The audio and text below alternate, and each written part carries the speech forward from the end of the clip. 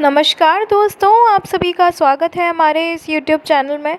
आज हम आपको बताने वाले हैं legal provisions of annual general meeting.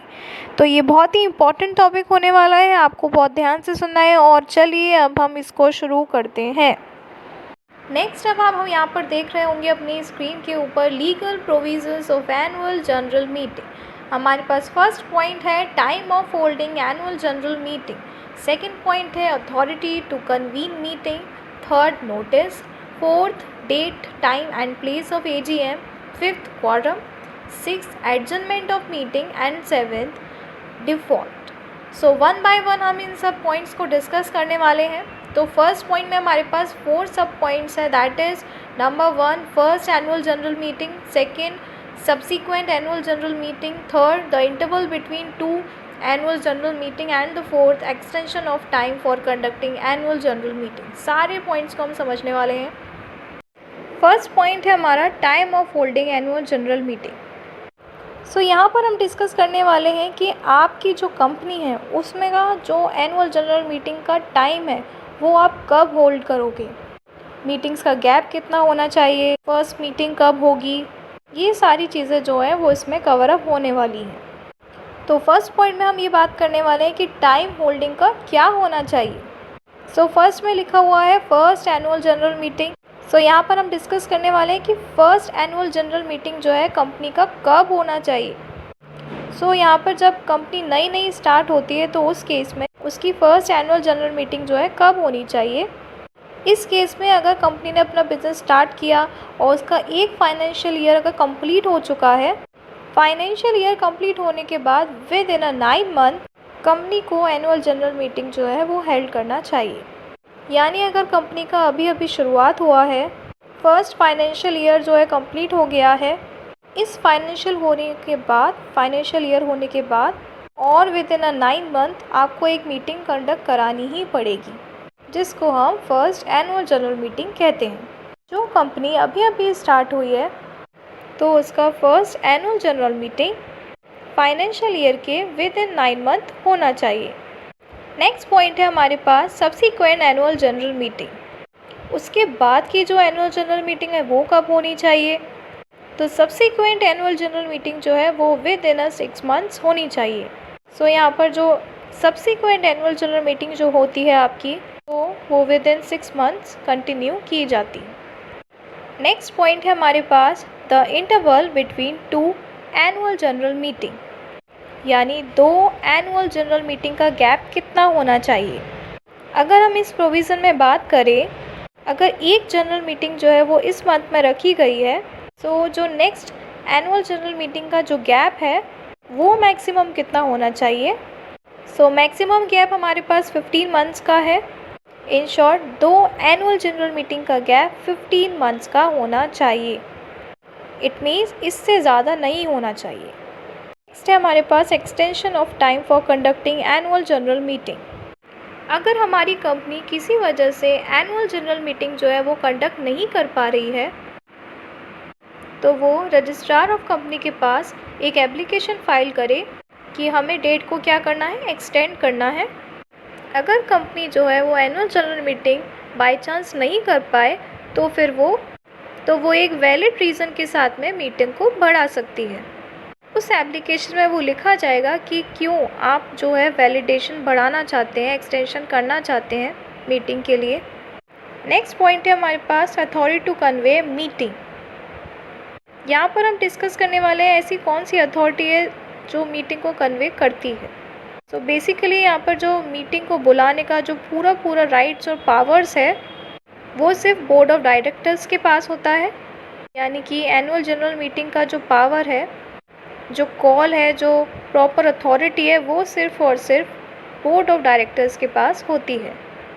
Next point में हम बात कर रहे हैं नोटिस की। सो बेसिकली जो भी एनुअल जनरल मीटिंग बुलाई जाएगी, कंडक्ट करी जाएगी, उसके लिए पूरा प्रॉपर नोटिस आपको भेजना होता है।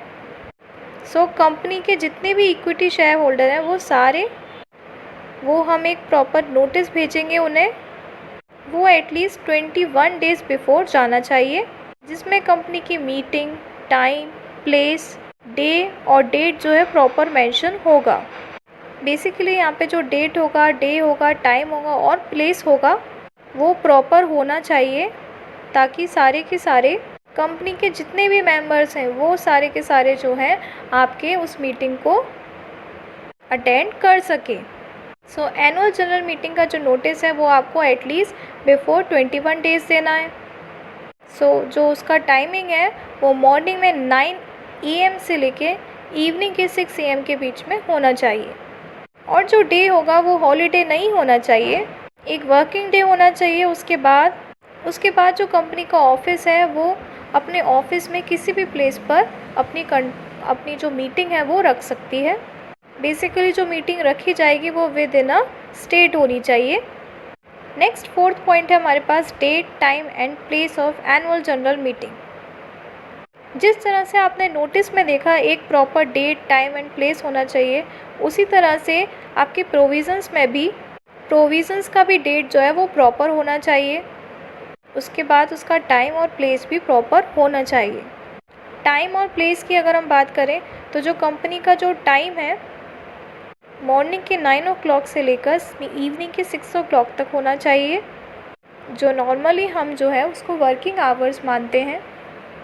और जो कंपनी का जो डेट है वो ऐसा होना चाहिए जिस दिन हॉलीडे ना हो, इट मीन्स वर्किंग डे होना चाहिए। किसी हॉलीडे पर मीटिंग्स जो है वो नहीं रखी जाती है। सो नेक्स्ट अगर हम बात करें प्लेस की, तो वो जो है कंपनी का रजिस्टर ऑफिस होना चाहिए या फिर किसी और प्लेस पर भी मीटिंग रखी जा सकती है, लेकिन विद इन अ स्टेट होना चाहिए। नेक्स्ट पॉइंट है हमारे पास कोरम। अगर हम कोरम की बात करें तो कोरम 2 तरह की मीटिंग्स बुलाती है, चाहे वो पब्लिक कंपनी हो या प्राइवेट कंपनी हो, दोनों कंपनी में कोरम प्रेजेंट होना चाहिए। किसी वैलिड मीटिंग के लिए अगर हम प्राइवेट कंपनी की बात करें तो एटलीस्ट 2 मेंबर्स होने चाहिए जो प्राइवेट कंपनी की मीटिंग को कंडक्ट कर सके। अगर हम on the other hand public company की बात करते हैं, पब्लिक कंपनी में मेंबरशिप ज़्यादा होती है। अगर पब्लिक कंपनी में मेंबरशिप ज़्यादा होगी तो ऑब्वियस सी बात है वहाँ पर जो मेंबर्स हैं वो भी अलग होंगे। मान लेते हैं अगर किसी पब्लिक कंपनी में 1000 मेंबर हैं तो उसमें मिनिमम 5 मेंबर्स होने चाहिए कोरम के लिए। अगर किसी पब्लिक कंपनी में 1000 से लेके 5000 तक मेंबर्स हैं तो उसमें 15 मेंबर्स होने चाहिए कोरम के लिए। अगर किसी कंपनी में 5000 से ज़्यादा मेंबर्स हैं तो कोरम में एटलीस्ट 30 मेंबर्स जो है वो होने चाहिए। अगर किसी पब्लिक कंपनी में कोरम प्रेजेंट नहीं है तो वो मीटिंग जो है वो कंडक्ट नहीं कर सकते हैं। नेक्स्ट है हमारे पास एडजर्नमेंट ऑफ मीटिंग। इसमें हम ये देखते हैं अगर किसी मीटिंग के अंदर कोरम प्रेजेंट नहीं है तो उस मीटिंग को पोस्टपोन कर दिया जाएगा नेक्स्ट वीक के लिए सेम टाइम सेम प्लेस पर रखा जाएगा। उस प्लेस पर उस मीटिंग को फिर कंडक्ट किया जाएगा। नेक्स्ट हमारे पास पॉइंट है डिफ़ॉल्ट, जो कि लास्ट पॉइंट है हमारा। डिफ़ॉल्ट की अगर हम बात करें तो जो भी हमारा कंपनीज एक्ट 2013 है या फिर सेंट्रल गवर्नमेंट के जो रूल्स और रेगुलेशंस हैं उसके हिसाब से एनुअल जनरल मीटिंग होनी चाहिए। मगर अगर किसी वजह से डिफ़ॉल्ट होता है तो जो कंपनी के जो ऑफिसर्स हैं तो कंपनी के ऑफिसर्स जो हैं वो लायबल होंगे फ़ाइन पे करने के लिए। अगर ऑफिसर उनकी मिस्टेक्स की वजह से पाए जाते हैं, उनकी मिस्टेक्स की वजह से एनुअल जनरल मीटिंग नहीं हुई तो उनकी मिस्टेक्स की वजह से एनुअल जनरल मीटिंग जो है वो नहीं हुई तो उनके ऊपर फ़ाइन लगेगा। उसके अलावा अगर हम बात करें अगर किसी कंपनी में एनुअल जनरल मीटिंग नहीं होती है तो उसका फ़ाइन कितना होगा, उसका जो फ़ाइन है वो अप टू ₹1 लाख है। उसके बाद भी अगर जो मिस्टेक्स है वो कंटिन्यू चलती ही रही तो फिर हमारी कंपनी का जो ऑफिसर है और जो कंपनी है उसके ऊपर पर डे ₹5000 का फ़ाइन लगता ही रहेगा, जब तक वो मीटिंग जो है एनुअल जनरल मीटिंग है वो कंटिन्यू नहीं करते हैं, जब तक जो मिस्टेक जो है आपकी कंटिन्यू होती रही। तो इस वीडियो में हमने देखा कि legal provisions of annual general meeting क्या क्या होनी चाहिए, किस तरह से आप ये इसको समझ सकते हैं। Thank you everyone for watching this video. I hope you like this video. So like कीजिए, सब्सक्राइब कीजिए और शेयर कीजिए अपने फ्रेंड्स को। आप सभी का बहुत बहुत धन्यवाद।